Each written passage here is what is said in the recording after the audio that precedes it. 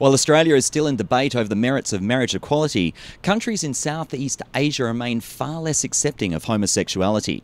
In socially conservative Singapore, a brand new online-only gay magazine has recently been launched and is proving to be somewhat of a test case between media and cultural barriers. Element, a magazine that covers fashion, entertainment, fitness, and issues relevant to the Asian gay community.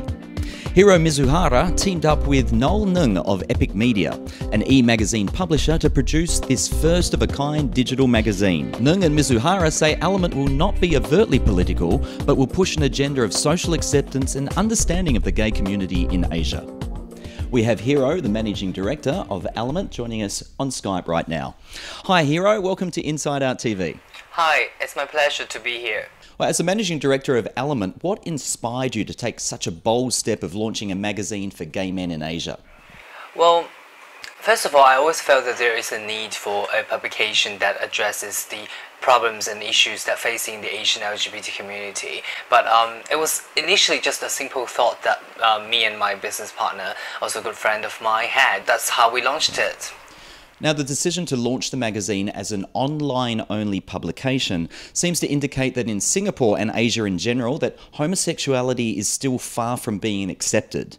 Would you say that this is the case?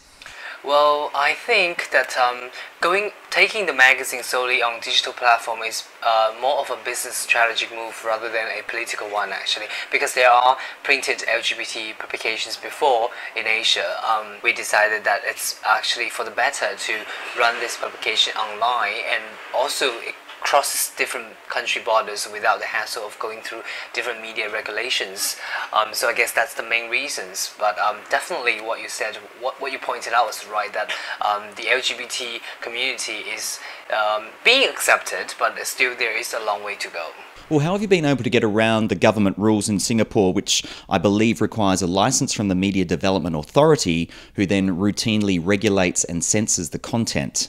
Being an online magazine, we are not required to obtain a license, but our contents are still subject to be monitored.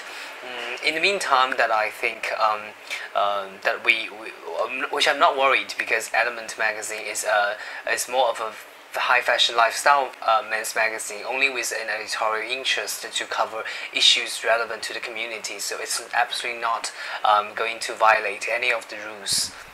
Now, your publisher Noel Ng of Epic Media is straight. How were you able to convince Noel and Epic Media to back an online gay magazine? Initially, like I said in the first question, we sort of come together for this together, because this is a passion that both of us share. It's a joint decision to launch this together. Now, in Singapore, sex between men is punishable by up to 2 years in prison. We know that there's a thriving gay scene in Singapore. So how does living under laws like this affect the general mood of gay men in Singapore? Well, I guess that the government has already spoken out on this, that the law will not be proactively enforced. Nevertheless, I think that it does cast out to the general mood of the Asian LGBT community living here. You know, that leading them to believing that after all, their identity is not recognized by the mainstream society.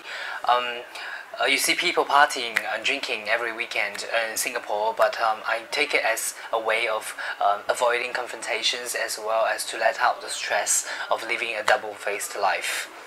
Well, let's hope that a magazine like Element can help in giving gay Singaporeans a voice, and that change will happen.